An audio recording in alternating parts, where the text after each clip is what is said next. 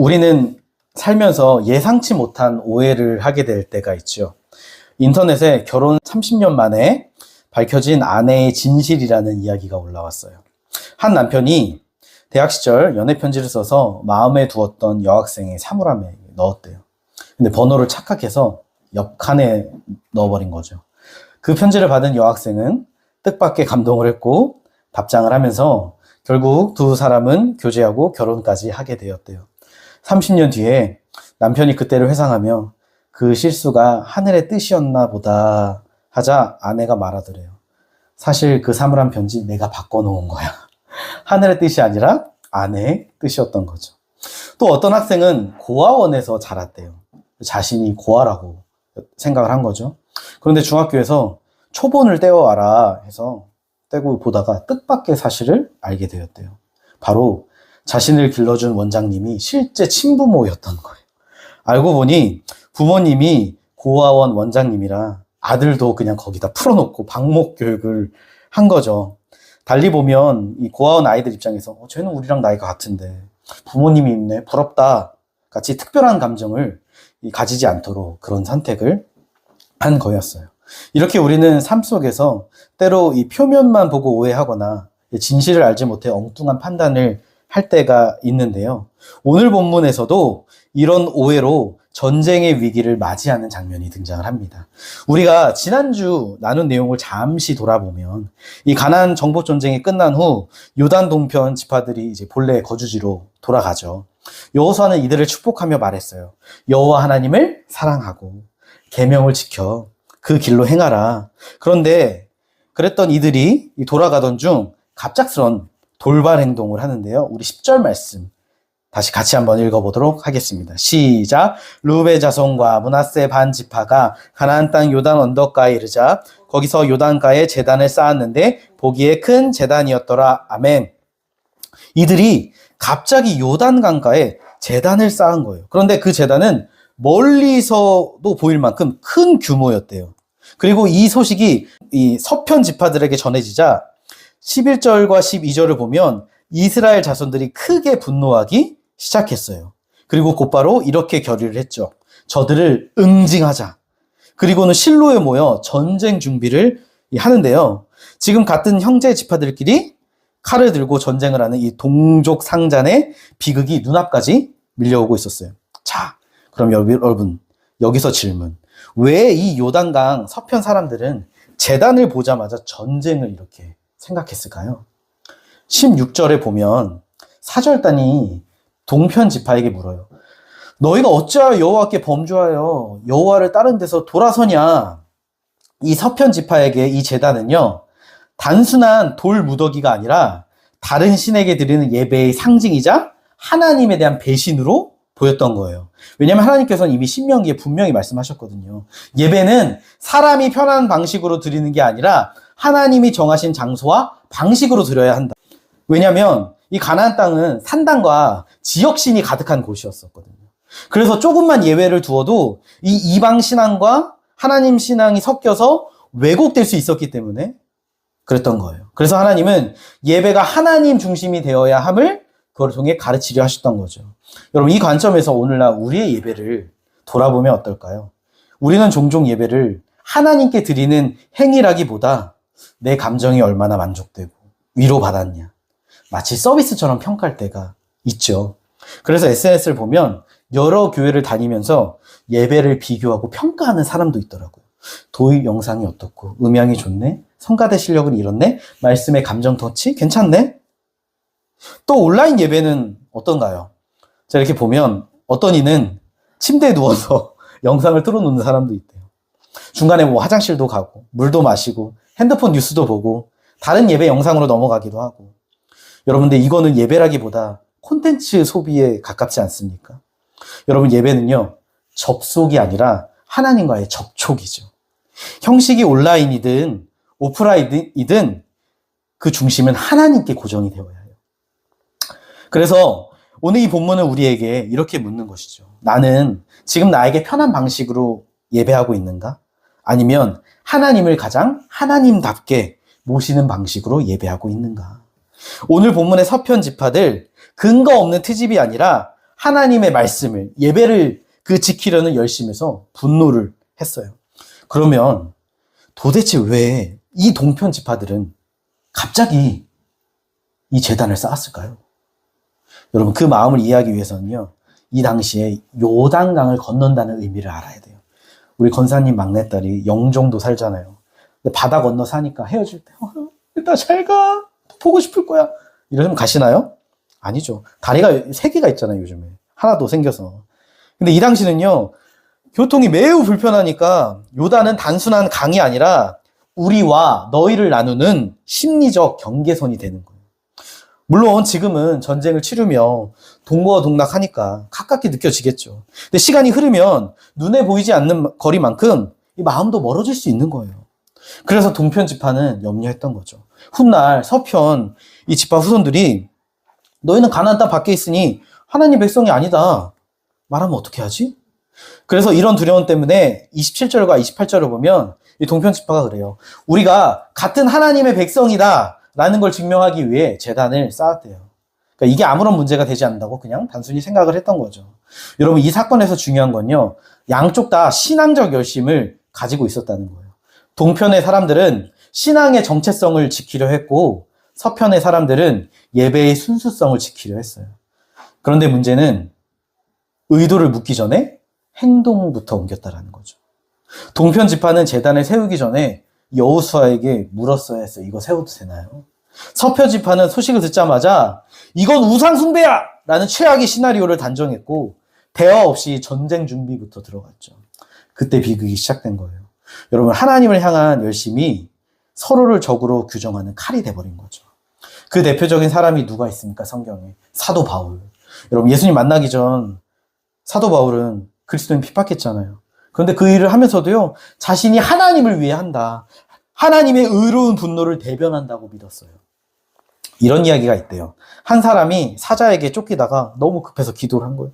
하나님 제발 살려주세요. 저 사자가 하나님을 알게 해주세요. 그러자 갑자기 사자가 딱 멈추더니 앞발을 모으고 이렇게 기도하더래요. 하나님, 오늘도 일용할 양식을 주셔서 감사합니다. 사람은 사람대로, 사자는 사자대로 하나님께 기도하고 있죠. 둘 다 하나님을 불러요. 근데 서로를 보면 나는 정의롭고 너는 악한 거야. 신앙의 이름으로 가장 무서운 폭력은요, 나는 하나님 편이고 너는 하나님을 대적한다는 그 확신에서 시작되죠. 여러분, 오늘날 교회 안에서도 이런 갈등 많죠. 우리는 각자의 이해관계 속에서 살아요. 그래서 내가 옳다고 쉽게 확신하죠. 그리고 그 확신은 상대의 의도를 묻기 전에 이미 판단이 내려지는 경우가 많아요. 예를 들면 어떤 교회는 주보에 헌금한 사람의 이름을 기재해요. 이유는 명확해요. 재정의 투명성을 위해서. 그런데 어떤 이들은 말해요. 야, 이거 헌금 많이 낸 사람 드러내려고 하는 거 아니냐. 이러면 가난한 성도는 어떻게 교회 다니냐. 싸워요. 둘 다 교회를 위하는 마음이에요. 그런데 서로의 의도를 확인하지 않고 오해가 쌓이니 결국 분노가 되고 싸움이 되는 거예요. 사실 교회 갈등의 시작은요, 대부분 누군가 악해서가 아니에요. 누군가를 악하다고 판단하는 순간 시작되는 경우가 많죠. 오늘 본문은요, 동편 지파, 서편 지파 중 누가 옳고 그르다라고 판단하지 않아요. 다만 그저 말하죠. 묻지 않고 듣지 않고 자기만 옳다고 믿는 그 성급한 확신이 돌이킬 수 없는 분노를 불러낼 수 있다. 여러분, 화내는 게 죄일까요? 성경에서는요, 화 자체를 죄로 보지 않아요. 하지만 해가 지도록 품는 분노, 그건 죄다라고 말해요. 왜요? 분노를 오래 풀으면 이성이 마비되고 영혼은 병들고 마지막으로 마귀에게 틈을 주기 때문이죠. 그래서 요한일서 3장 15절도 말하잖아요. 형제를 미워하는 자는 살인하는 자니 영생이 그 안에 거하지 않는다. 다시 말해, 분노를 놓지 못하면 이 땅에서조차 영생의 기쁨을 누리지 못하고 지옥 같은 삶을 살게 된다는 거예요. 오늘 본문의 요단 동편 지파는요, 제단을 쌓고도 설명하지 않았어요. 가볍게 여겼죠. 서편 지파는 이유도 묻지 않고 오해부터 했어요. 그러니까 하나님의 뜻보다 이 불안과 오해가 중심이 되었던 거죠. 여러분, 하나님을 향한 열심도요, 확인하지 않으면 오해가 되고 설명하지 않으면 의심이 되고 듣지 않으면 칼이 돼요. 그러면 여러분, 왜 이 양쪽 지파들은요, 이렇게 성급하게 결론을 내렸을까요? 본문 13절과 14절을 보면 이스라엘의 서쪽 지파들이 각 지파에서 지도자 10명을 뽑고 제사장 엘르아살의 아들 비느하스를 함께 보내요. 그리고 16절부터 29절까지 서로의 입장을 설명하는 장면이 나와요. 그런데 이들의 대화를 가만히 들어보면요, 공통점이 있어요. 그게 혹시 뭔지 아세요? 이들의 대화를 들어보면? 그건 바로 양쪽 모두를 움직인 건요, 어떤 객관적인 사실이 아니라 그들 안에 두려움이 있었다라는 거예요. 여러분 24절과 25절을 보면 동편 지파들이 이렇게 말해요. 우리 같이 한번 읽어볼게요. 시작. 우리가 목적이 있어서 주의하고 이같이 하였노라. 곧 생각하기를 후일에 너희의 자손이 우리 자손에게 말하 이르기를 너희가 이스라엘 하나님 여호와 무슨 상관이 있느냐. 너희 르우벤 자손 갓 자손아 여호와께서 우리와 너희 사이에 요단을 경계로 삼으셨으니 너희는 여호와께 받을 분깃이 없느니라 하여 너희의 자손이 우리 자손에게 여호와 경외하기를 그치게 할까 하여. 아멘. 지금 동편 지파들의 말을 보면요, 아직 아무 일도 일어나지 않았는데 미래에 받을지 모르는 거절을 미리 상상을 해서 벌써부터 마음의 문을 닫아버린 거예요. 시간이 지나면 우리는 분명 잊혀질 거야. 서편 지파는 우리를 하나님의 백성으로 받아주지 않을 거야. 여러분, 서편 지파가 실제로 그런 말을 한 적이 없어요. 버림받은 경험이 있는 것도 아니에요. 그런데 상상의 거절이 현실처럼 밀려오니 그걸 막기 위해 제단을 쌓은 거예요. 그래서 이 제단은 반역의 상징이 아니라 우리를 잊지 마세요 라는 불안의 구조물이었던 거죠. 그런데 생각해 보세요. 그런 일이 만약 생긴다 하더라도 제단 하나 세운다고 그게 막아지나요? 연인이 커플링을 아무리 비싸게 했다 해도 그걸로 이별을 막을 수 있나요? 없죠. 여러분, 하나님의 백성은요, 그 정체성은 제단이나 지역이 아니라 믿음으로 결정되는 거예요. 지난주 전쟁을 마치고 제대하는 동편 지파들에게 여호수아가 뭐라고 설교했어요? 여호와를 사랑하고 그의 모든 길로 행하며 계명을 지켜 마음을 다해 하나님을 섬겨라. 그거면 충분하다. 그렇게 살면 하나님이 너희를 돌보시고 지키실 거다. 그런데 이들은 그 말씀을 온전히 신뢰하지 못했던 거죠. 야, 하나님이 과연 우리를 끝까지 돌보실까? 그 불안이 자기 방식으로 길을 찾게 만든 거예요. 근데 여러분, 사실 이게 동편 지파만의 문제는 아니죠. 한 번은 저희 둘째 예찬이가 물티슈를 갑자기 꺼내더니 타고 다니는 미니 자동차를 닦기 시작했어요. 무려 15분 동안 정성스럽게 닦더라. 그래서 제가 말했어요. 예찬아, 그 정성으로 너의 대변이나 제때 잘 닦으렴. 전에 언급한 적이 있죠. 둘째 예찬이가 변기를 자꾸 거부해서 큰 볼일을 이제 이렇게 팬티에 싼다. 안 쌌다고 닦기를 거부하기도 하고. 근데 최근에 배 아파요 하면서 몇 번 변기 안길래 희망이 보이는 듯 하다가 다시 요즘 밀당을 하는 것 같더라고요. 그러다 보니 희망이었다가 갑자기 걱정이 또 올라오죠. 한 달 후 유치원 가야 되는데 거기서도 그러면 어쩌지? 선생님께 미움받는 거 아니야? 근데 여러분, 사실 아직 아무 일도 일어나지 않았는데 마음은 벌써 이미 예찬이가 입학해서 거기서 똥을 싼 거예요. 벌써 걱정과 방어로 바빠지고 있어요. 그리고 그때 깨달았죠. 이게 동편 지파의 마음이었겠구나. 아직 버림받지 않았는데 버림받을까봐 걱정돼서 방어벽을 쌓는 마음. 이 마음이 낯설지 않더라고요. 근데 이런 마음 우리 안에도 깊이 숨어 있지 않나요? 또 누군가는 사람에게 참 잘 보이려고 애써요. 관계를 계산하고 줄을 서고 인맥을 만들어요. 하나님이 문을 여신다는 믿음보다 내가 만든 연결망이 더 안전하다고 느껴지니까요. 많은 개척교회 목사님들이 그런데요.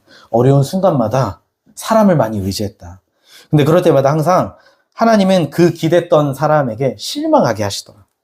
떠나게 하시던가 아니면 그 의지하는 걸 깨뜨리시며 너가 누구를 의지하고 있는지를 보게 하신대요. 그래서 그 두려움의 뿌리를 들여다보면 결국 이거죠.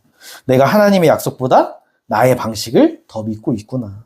하나님의 돌보심보다 사람의 방법을 더 의지하고 있구나. 사랑하는 여러분, 오늘 동편 지파의 문제는요, 제단이 아니에요. 요단 강도, 서편 지파도 아니에요. 하나님이 주신 말씀을 끝까지 신뢰하지 못하는 마음이었죠. 여러분, 두려움은요, 아직 오지 않은 그 미래를 더 부정적으로 믿게 만들어요. 하나님의 약속은 작고 흐릿하게 보이도록 만들죠. 그래서 여러분, 우리는요, 두 가지를 기억해야 돼요. 첫째, 두려움은요, 하나님이 주시는 감정이 아니라는 거. 둘째, 두려움은 감정이 아니라 영적인 공격이라는 거. 여러분 디모데후서 1장 7절은 말해요. 하나님이 우리에게 주신 것은 두려워하는 마음이 아니요 능력과 사랑과 절제하는 마음이라. 여기서 마음은 헬라어로 푸뉴마, 즉 영을 의미해요. 다시 말해 두려움은 단순한 기질이나 기분을 말하는 게 아니라 영적인 전쟁이라는 거예요. 긍정적인 생각, 그걸로 두려움의 뿌리를 뽑을 수 없어요. 해보셨죠? 상황이 나아진다고 없어지는 것도 아니에요. 여러분 요단강 동편지파 보세요. 모든 전쟁이 끝나고 평안해요. 재물도 많아졌어요. 그런데 그 두려움이 그들 안에 여전히 남아있어요. 문제는 현실이 아니라 그 현실과 미래를 바라보는 마음, 그 마음이었죠. 여러분 두려움은요, 아직 일어나지도 않은 그 일을 마치 이미 일어난 것처럼 믿게 만들어요. 그리고 그 믿음이 우리의 현재를 사근사근 갉아먹죠. 그럼 여러분, 우리가 어떻게 해야 이 싸움을 이길 수 있을까요? 두려움의 싸움. 첫째는 이 사실을 반드시 기억해야 돼요. 우리가 싸우는 상대는 사람이 아니라 영적인 존재라는 거. 그래서 반드시 기도하셔야 돼요. 그러면 성령께서요, 진짜 우리가 싸워야 할 대상을 분별하게 하세요. 근데 그 분별이 없으면요, 엉뚱한 것과 싸우다 지치고 이렇게 결국 말하게 되죠. 내가 왜 이렇게 요즘 불안하지? 내가 하고 있는 게 다 무슨 의미가 있지? 제가 전에 언급했지만 교통사고 가해자들과 다툼이 있었고 1월 달을 보면 참 또 다른 이들과 갈등으로 인해서 힘들었던 시기였어요. 돌아보니까 제가 사람과 싸우고 있더라고요. 그 문제로 기도하지 않으니 그 배후에 무엇이 있는지를 보지 못했던 거예요. 그래서 여러분 우리는요, 기도하며 지혜를 구해야 돼요. 그리고 기억해야 할 두 번째는 뭐냐면요, 이 싸움은 육신의 무기로 이길 수 없다라는 거예요. 에베소서 6장 17절은 말하죠. 구원의 투구와 성령의 검, 곧 하나님의 말씀을 가지라. 우리의 유일한 무기는 뭐예요? 성령의 검, 곧 하나님의 말씀이죠. 그래서 두려움이 밀려올 때 말씀으로 돌아가야 해요. 날마다 말씀을 먹고 마시며 오늘 나에게 주시는 하나님의 말씀을 선포하는 거죠. 나에게 두려움을 주는 악한 영은 떠나갈지어다. 예수님이 나와 함께 하시며 내 안에 계신다. 그가 나를 지키신다. 오늘 동편 지파에게 주시는 하나님의 메시지는 분명해요. 너희가 증명해서 내 백성이 되는 것이 아니다. 이미 내 백성이기에 너희들은 받아들여진 것이다. 하나님은 오늘도 우리 곁에 계시며 우리를 말없이 그러나 깊이 돌보시고 계시죠. 그러기에 여러분 한번 질문해 봤으면 좋겠어요. 요즘 나는 두려움의 뿌리를 내리며 살아가고 있는가? 아니면 하나님의 말씀에 뿌리 내리며 살고 있는가? 그러면 오늘 본문의 서편 지파들은 어떤 두려움을 품고 있을까요? 여러분 16절부터 20절까지 보면 눈에 띄는 단어들이 있어요. 그게 혹시 뭔지 아세요? 바로 17절에 부올의 죄악, 20절에 세라의 아들 아간. 여러분 부올의 죄악이 뭔지 아세요? 민수기 25장 보면요, 이스라엘 남자들이 모압과 미디안 여자들과 어울려 음란한 관계를 맺었어요. 그리고 그 여인들과 함께 바알을 우상숭배한 거죠. 이거는 단순한 도덕적 타락이 아니라 우상숭배로 하나님과의 언약을 깨트린 사건이었어요. 그 결과 하나님이 진노하셨고 전염병으로 2만 4천 명이 죽었어요. 그리고 그때 창으로 그 죄를 저지른 자들을 죽여 그 이상의 죽음을 막았던 사람이 오늘 본문에 나온 비느하스예요. 또 아간의 죄는 다 아시죠? 한 사람의 불순종으로 공동체 전체를 패배로 몰았던 그 사건, 아이성 사건. 여러분 이 두 사건의 공통점은 뭐예요? 개인의 죄가 공동체 전체에 재앙을 불러왔다. 근데 이 일들이 한 100년 전 이야기일까요? 아니요. 불과 몇 년 전에 경험했던 생생한 상처이자 트라우마라고요. 그러니 서편 지파에게는 이 작은 조짐 하나도 그냥 넘어갈 수 없는 위험 신호로 느껴졌던 거죠. 그래서 제단을 보자마자 바로 이렇게 반응한 거예요. 또 부올이다. 또 아간이다. 여러분 죄를 용납하지 않으려는 그들의 마음 자체는요, 나쁜 게 아니에요. 근데 문제는 그 열심이 전쟁으로 이어졌다는 거죠. 왜요? 그들의 분노는 단순한 예민함이 아니라 다시는 아프고 싶지 않아 라는 자기 보호 본능이 반응한 결과였으니까. 그래서 얼마 전까지 함께 싸웠던 동거동락했던 형제들을 묻지도 않고 듣지도 않고 위험한 적으로 규정해버렸던 거죠. 그런데 이런 현상은요, 여러분 우리 일상에도 쉽게 볼 수 있어요. 한 아빠가 9살 아들의 수학 숙제를 봐주다가 답답한 마음에 그랬대요. 너 진짜 돌머리구나. 그러자 아들이 바로 대답하더래요. 아빠도 돌머리라서 의대 못 가고 수의사 하잖아. 그 말에 마음이 확 긁혀서 자기도 모르게 아들 머리를 때렸대요. 알고 보니 그 아빠는 정말 의대에 가고 싶었지만 성적 때문에 좌절했던 아픔이 있었던 거예요. 그 한이. 아들의 그 한마디가 오래된 상처를 찌르고 하니까 자기도 모르게 손이 나간 거죠. 여러분, 우리도 그렇지 않습니까? 삶의 실패나 고통을 겪을 때 있죠. 그런데 그걸 통과하는 거 중요해요. 하지만 더 중요한 건요, 그 고통을 통해 하나님의 메시지를 배우는 것. 그게 더 중요해요. 근데 문제는 많은 사람들이요, 그 기억에 사로잡혀 스스로를 상처의 감옥에 가둔 채 살아간다는 거예요. 그래서 새로운 일이 시작되려고 하면 과거의 상처가 우리에게 속삭이죠. 너는 또 실패할 거야. 너는 사랑받을 수 없어. 그래서 우리는 먼저 방어부터 하게 되는 거예요. 여러분, 실제로 과거에 큰 아픔을 겪은 교회는요, 새로운 시도 앞에 보통 이렇게 말을 해요. 그거 해봤는데 안 돼요. 이제는 상처받고 싶지 않아요. 또 떠나려고요? 또 과거 아버지나 선생님 같은 권위자에게 상처가 있는 사람은요, 새로운 리더를 만나도 자기도 모르게 경계를 하게 되죠. 상대는 아무 말도 안 했는데 먼저 마음의 문을 닫아요. 회복되지 않은 과거의 아픔이 현재를 지배하는 거예요. 여러분, 이 서편지파의 반응을 깊이 들여다보면요, 사실 단순한 분노가 아니에요. 겉으로는 하나님의 예배를 지켜야 합니다 라는 거룩한 열심처럼 보이지만 그 속에는 다시는 아프고 싶지 않아, 하나님의 진노를 또 겪고 싶지 않다는 자기 보호 본능이 숨어 있었어요. 그러니까 이건 악한 거라기보다는 너무나 인간적인 마음이죠. 우리도 마찬가지예요. 우리의 두려움의 뿌리를 파고 들어가 보면요, 결국 그 중심에 뭐가 있냐면 자기 사랑이 있어요.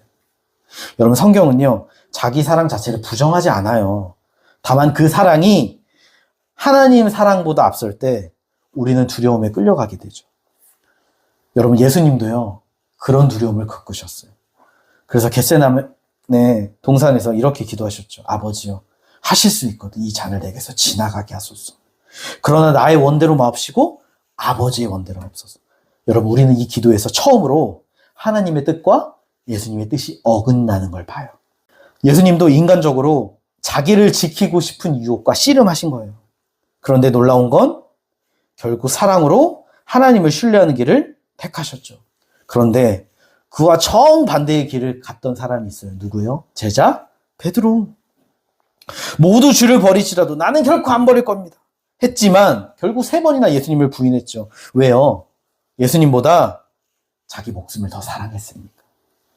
그래서 그 자기 목숨을 보존하는 그 마음 때문에 두려움에 굴복한 거예요. 여러분, 저도 그런 적이 있어요. 한 번은 제가 전에 이야기했는지 모르겠지만 룸메이트 목사님에게 이런 이야기를 했어요. 나는 목회 사역을 위해 목숨 걸고 하지는 않는다. 그러자 그분이 말했어요. 아니, 목회하려면 목숨 걸고 해야지. 그래서 저는 주님을 사랑하기에 순종해서 하는 거지 목회를 사랑하는 건 아니에요. 목회를 사랑하면 결국 그 목회를 지키기 위해 두려움에 타협하게 되고 불의에 침묵하게 돼요. 하나님의 말씀보다 사람의 방법을 택하게 될 겁니다. 왜냐하면 제가 과거에 그랬거든요. 그 목회의 그 자리를 잃고 싶지 않아서 타협하고 침묵했어요. 지금 돌아보면 후회해요. 왜 바보처럼 그랬는지. 요한일서 4장 18절은 이렇게 말하죠. 사랑 안에 두려움이 없고 온전한 사랑을 두려움을 내쫓나니. 여러분, 완전한 사랑은요, 두려움 속에서도 하나님을 신뢰하게 만드는 힘이에요. 반대로 불완전한 사랑은 두려움의 위협 앞에서 우리를 굴복하게 만들죠. 오늘 본문의 서편 지파든 동편 지파든 결국 문제는 같았어요. 하나님을 신뢰하기보다 스스로 자신을 지키려 했다는 거. 그런데 복음은 이렇게 말하죠. 너가 너 스스로를 지킬 필요가 없다. 하나님이 너희를 지키실 것이다. 여러분, 서편 지파가 놓쳤던 사실이 뭔지 아세요? 부월에 제가 있을 때에도 하나님은 이스라엘을 버리지 않으셨어요. 아간의 죄 이후에도 공동체를 끝내지 않으셨어요. 우리가 실패할지라도 하나님은요, 자기 백성을 포기하지 않는 분이세요. 그러기에 오늘 본문은 우리에게 말해요. 시련이나 어려움이 찾아와도 담대해라. 내가 너와 함께 하겠다. 여러분, 우리가 넘어지는 이유는요, 결국 그 사랑의 뿌리가 약하기 때문이에요. 그래서 에베소서 3장 17절은 말하죠. 같이 읽어보겠습니다. 시작. 믿음으로 말미암아 그리스도께서 너희 마음에 계시게 하시었고 너희가 사랑 가운데서 뿌리가 박히고 터가 굳어져서 아멘. 바로 그리스도의 사랑 안에 뿌리 내릴 때에 비로소 두려움에서 자유로워질 수 있다. 복음은 우리에게 자기 사랑을 없애라고 말하지 않아요. 다만 그 사랑을 내려놓고 나를 믿고 맡기라 말씀하시죠. 왜요? 예수 그리스도께서 우리를 위해 생명을 내어주셨으니까. 이 세상에 그보다 더 큰 사랑은 없으니까. 그래서 우리 같이 그 사랑을 배워가는 것이 어떨까요? 두려움이 올 때마다 나를 지키는 그분의 사랑을 기억하고 같이 걸어가는 거.